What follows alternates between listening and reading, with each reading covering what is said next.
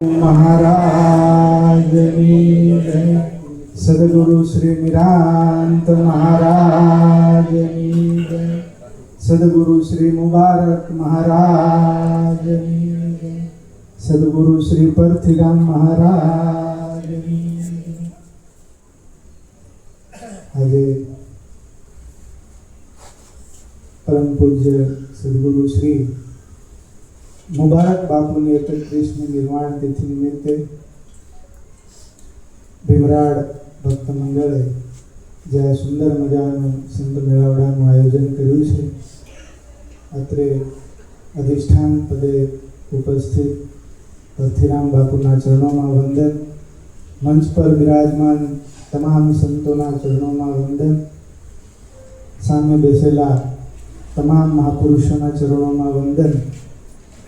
कारण કે આ સભાની શોભા આપ છો, આપ બેઠા છો એટલે આ વક્તા છે। જો આપ ના હોય તો પછી વક્તા કોણ? એટલે મારો કહેવાનો મતલબ એ છે કે છેક સુધી બેસજો, ઘરે વૈયા નહીં જાય।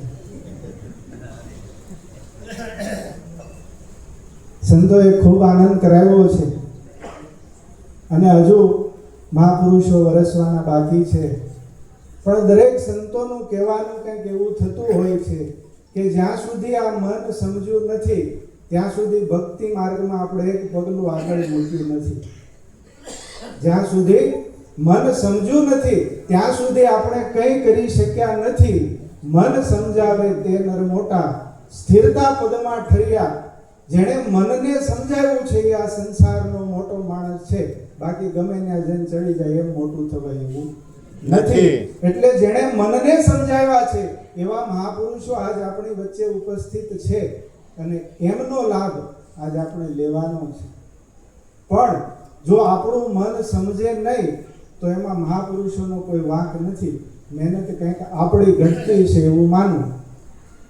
આ સંસારની અંદર અનેક પ્રકારના ગુરુઓ છે, એ તમામ ગુરુઓ આપણને કંઈક ને કંઈક બાંધવાનું કામ કરે છે, પણ આવા મહાપુરુષો છે ને એ તમામ બંધનોમાંથી છોડાવવાનું કામ કરે છે। એટલે બલિહારી છે આવા સંતોની, બલિહારી છે આવા મહાપુરુષોની। અને આ ધરા ઉપર અનેક સંતોના પગલા પડ્યા હોય એનું પરિણામ છે કે આજ આ ભાવ અને પ્રેમથી આપ લાભ લઈ રહ્યા છો અને અનેક સંતો મહાપુરુષોને લાભ લેવા માટે આપ નિમિત્ત બન્યા છો। આપણું મન સમજાવવા માટે આ ભગીરથ કાર્ય થઈ રહ્યું છે અને આપણું મન સમજે એવું કંઈક આપણે કરી અને અહીંથી જવાનું છે। બાકી તો ઘણી બધી પ્રકારના મતો આ સંસારમાં ચાલે છે। કોઈ એમ કે અમે આમ કરીએ, કોઈ એમ કે અમે આમ કરીએ। જે કરે છે એને મુબારક છે, પણ મારે શું કરવું છે એ મારે નક્કી કરી લેવાનું છે। કોઈ સાચું નથી, કોઈ ખોટું નથી, પણ બધું મારા કામનું નથી એની મને ખબર હોવી જોઈએ, તો મારું કામ થાય એવું છે। ઘણા એમ કહેતા હોય ને કે અમે સ્ત્રીનું મોઢું ના જોઈએ, કોઈ એમ કે અમે સ્ત્રીના હાથનું બનાવેલું ખાઈ નહીં। તો તમે સ્ત્રીના કુખે જન્મ લીધો તો એમ કેમ નથી કહેતા કે અમે મરી જાય? જન્મ ક્યાંથી લીધો છે? કોઈ સ્ત્રી વગર કોઈનો જન્મ થઈ શકે? તો એના હાથનું ખાવાનું નહીં? ઠીક છે, ચાલે છે અને ચાલતું જ રહેવાનું છે। જો એવું નહીં હોય તો પરથીરામ બાપુ જેવા મહાપુરુષોની કિંમત ક્યારે થશે? જો એવું નહીં હોય તો આ મુબારક બાપુ જેવા મહાપુરુષોની કિંમત કોણ કરશે? સત્યની કિંમત ત્યારે છે જ્યારે અસત્ય સામે ઊભું છે, અને આ બધાય કિંમત કરનારા બેઠા છે। એકવાર એક બાપુને 4 શિષ્ય અને એના આશ્રમમાં રહે અને ભણે।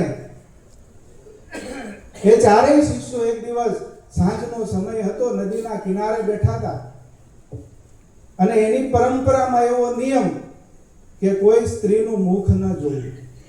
હવે આ ચારેય શિષ્યો નદીના કિનારે બેઠા હતા, એમાં એક સ્ત્રી નદીમાં તણાતી આવતી હતી।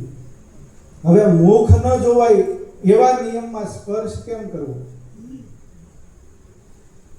એમાંથી એક શિષ્યએ કાંઈ પણ વિચાર્યા વગર નદીમાં છલાંગ લગાવી અને એ સ્ત્રીને બચાવી લીધી, કિનારે લાવ્યો. અને બાકીના 3 હતા ને, એ દોડતા દોડતા ગુરુ મહારાજ પાસે ગયા કે બાપુ આજ તો ગજબ થઈ ગયું.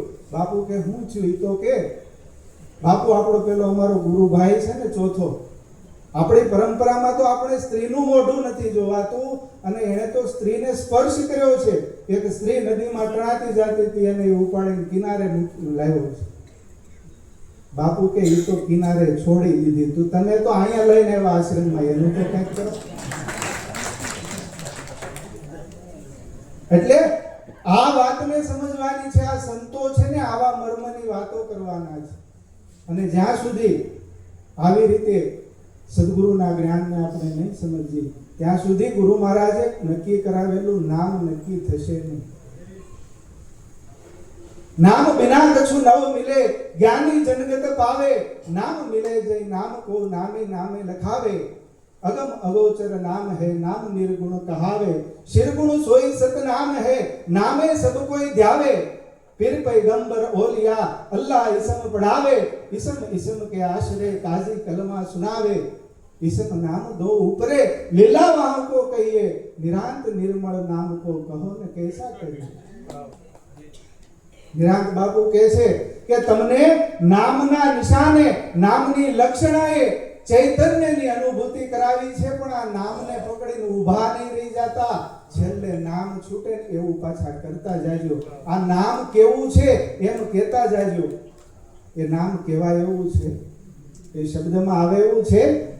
એટલે નિરાંત બાપુ કહે છે કે તમને આ નામની લક્ષણાથી આ ચૈતન્ય તત્વનો અનુભવ કરવા માટેની રીત બતાવી છે, પણ આ નિશાનને સત્ય માની અને તમે ઊભા નહીં રહી જતા. અને જે આ એકથી માંડી અને અનેકથી માંડી અને પાછા એકેય નહીં એટલે શૂન્યમાં જે આવી ગયા છે ને, એવા મહાપુરુષો આ સફર ખેડી શકે છે.